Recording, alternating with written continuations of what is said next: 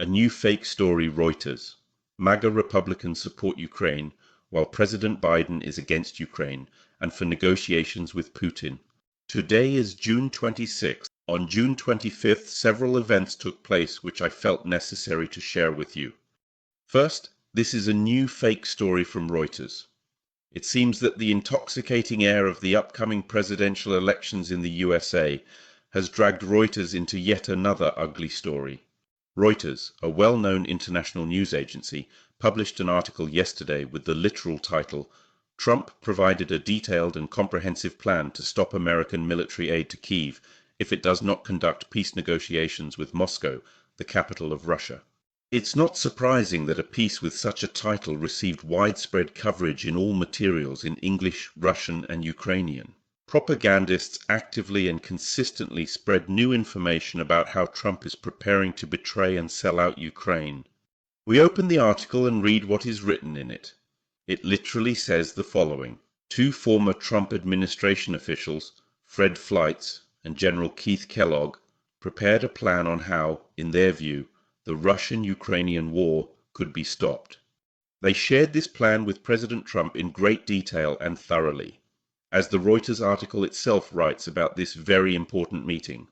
These two authors presented their comprehensive and well-thought-out strategy to Trump, and the Republican presidential candidate responded positively with enthusiasm and support, reported Fred Fleitz, a former CIA analyst and national security expert. He added, "I am not claiming that President Trump fully agreed with our comprehensive plan or concurred with every single word in it. However, we are quite satisfied with the overall response and feedback we received from him, which we found to be constructive and encouraging." Where in what happened is what is highlighted in the Reuters article headline. Trump presented a detailed and comprehensive plan to stop the ongoing military aid to Ukraine, which has been a significant point of contention in international relations.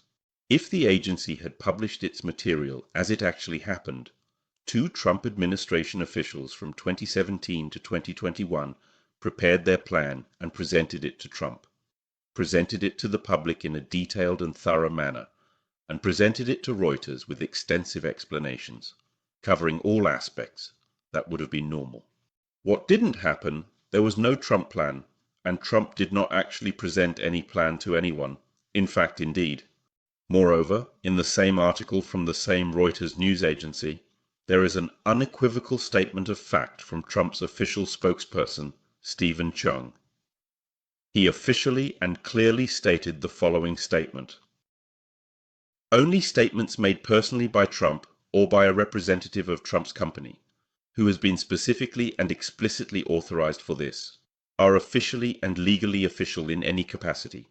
Naturally, neither Fred Fleitz nor General Keith Kellogg received such authority, and they are, of course, not Trump.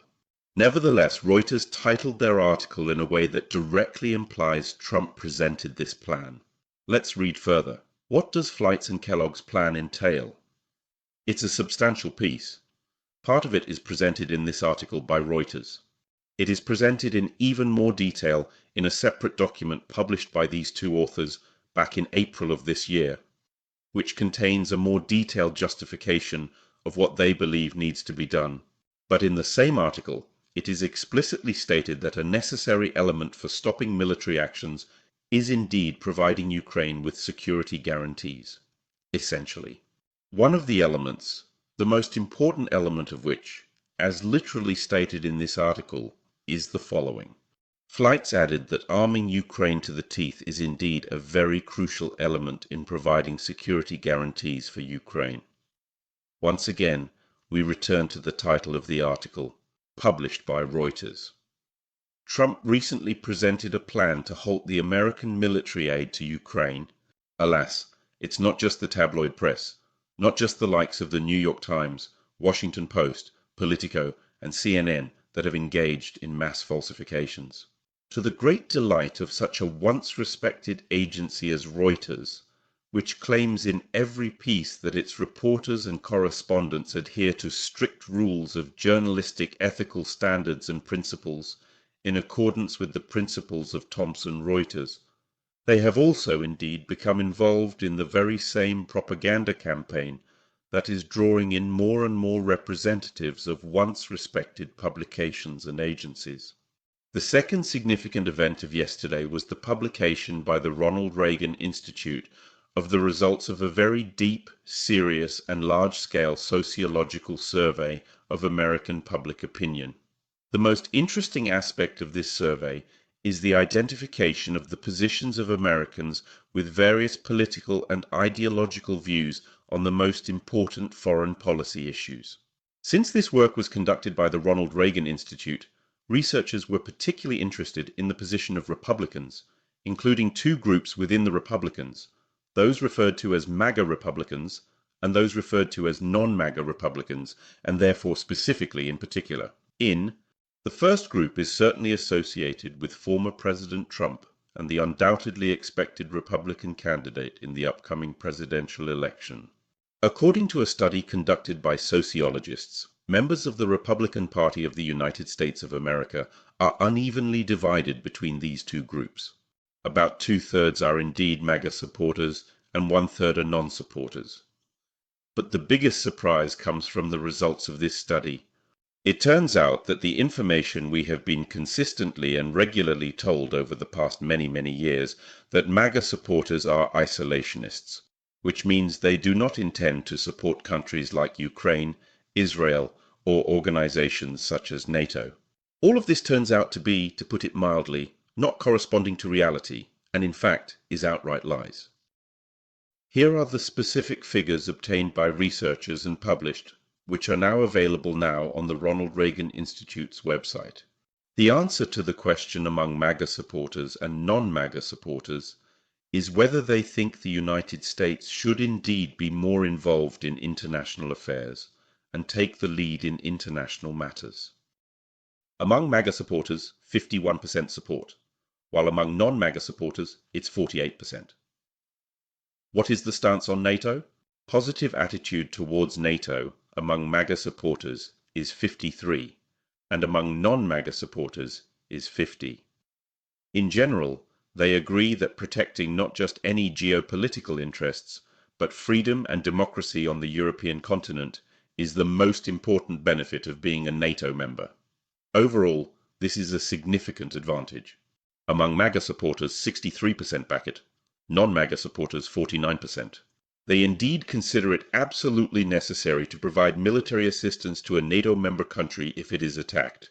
In fact, among MAGA supporters, 69% hold this position, while among non-MAGA supporters, it's 63%. They agree that it is important, extremely important for the United States, that Ukraine wins the war against Russia. Among MAGA supporters, 70% support this position, while among non-MAGA supporters, 64% do. They believe that Russia currently has the initiative in this war. 50 are right among MAGA supporters, 37 among non-supporters. This means that MAGA supporters have a more adequate, more realistic understanding of the surrounding world. Attitude towards the Gaza-Israel war. We agree that Israel indeed has the full right to continue military action in Gaza until the threat of Hamas is absolutely and completely eliminated. Among MAGA supporters, 72% support, while among non-MAGA supporters, 65% support sending military aid and weapons to Israel. Among MAGA supporters, 75, non-MAGA, 57. They are concerned China is trying to isolate Taiwan. MAGA supporters, 71. Non-MAGA supporters, 59. Concerned about China's human rights violations. MAGAs 80%, non-MAGAs 74%. This is precisely in response to the claim that MAGAs and Republicans do not care about human rights at all, and are only interested in the geopolitical situation. It turns out that all Republicans, regardless of which faction or part of their party they belong to, strongly support freedom and democracy, but among MAGA supporters, this support is even higher than among non-MAGA supporters. Finally, to be honest, there are still in reality a considerable number of other issues. This is a colossal amount of material that deserves the most serious, thorough examination. The main conclusion from this comprehensive and detailed study, based on an in-depth analysis, is that everything we were told as propaganda from the Democratic Party and the White House about MAGA and their positions is completely and unequivocally a complete and utter lie. And finally, the third event that could not go unmentioned is the announcement of a new package of American military aid to Ukraine, which was expected yesterday, June 25th. The day before, Carla Vepp, one of the participants in the Pentagon press pool, and a regular attendee of Pentagon briefings, as usual, reported that on Tuesday, June 25th, another aid package is expected to be allocated through the PDA channel. Carla Vepp, who has been a journalist for over a decade, is known for her detailed and accurate reporting. She has covered numerous significant events and is highly respected in her field. This is a standard procedure usually typical for Pentagon government officials who execute relevant information leaks prior to issuing such a package, and accordingly, journalists, members of this field, inform the general public about what to expect the next day. It is clear that the $150 million announced in the packages is insignificant. They are entirely insignificant in every possible way compared to the dropper-like assistance that the Biden administration provided to Ukraine in the first year and a half of the military actions. Then, as we all know, for a period of 4 months, the Biden administration completely blocked any military aid to Ukraine. And in the following 2 months, starting from April 24th, all the military aid provided to Ukraine amounted to $900 million, which is approximately $450 million per month.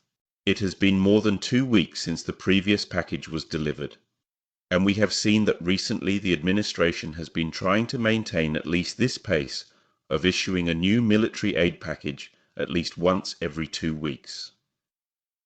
This strategic effort helps maintain a steady flow of resources to the forces. This deadline has already passed. Another package was expected on June 25th. It is very clear that this package is indeed insignificant, even compared to the previous packages that were allocated. However, even this insignificant and small military aid package of approximately $150 million was not announced on June 25th. What happened? We don't have complete information, we don't fully understand all the reasons, but one seems to be obvious. Yesterday, June 25th, an unexpectedly crucial and significant phone call took place between the United States Secretary of Defense Lloyd Austin and the Russian Federation Minister of Defense Andrei Belousov. A similar conversation happened in March 2023. So, over a year and 4 months have passed. 3 months since then. What did the two ministers talk about? According to official press releases from both sides, the main focus was on the ongoing and complex Russia-Ukraine conflict. It's not surprising that the press releases contain different interpretations of what the two ministers discussed, but it's indeed absolutely clear that the conversation was definitely about the Russia-Ukraine war. It is crucial to understand that it is obviously not a coincidence that the phone conversation between the two ministers, as it was clearly and explicitly stated in the official and detailed report by the Russian Ministry of Defense on their official page, was initiated by the American side, and this significant event was accompanied by the refusal to provide the already announced and much anticipated military aid package. It might have been done at the initiative of the American side, or perhaps it might have been done at the request of the Russian side, and thus the necessity of maintaining communications and contacts with the Russian partner, conducting detailed negotiations and discussions with him, with the Putin regime, turns out to be much more important for the Biden administration than providing even minimal military aid and assistance to Ukraine. Thus, yesterday brought us 3 significant and noteworthy events that happened and took place yesterday. As it turns out, MAGA Republicans indeed advocate for providing maximum assistance to Ukraine, Israel, and for strengthening NATO. They also support Ukraine's victory in this war. President Biden is against Ukraine, favoring negotiations with Putin, and supports limiting, stopping, or delaying military aid to Ukraine. Reuters is misleading the global public about who holds what position in the Russia-Ukraine war and in the upcoming presidential elections in the USA.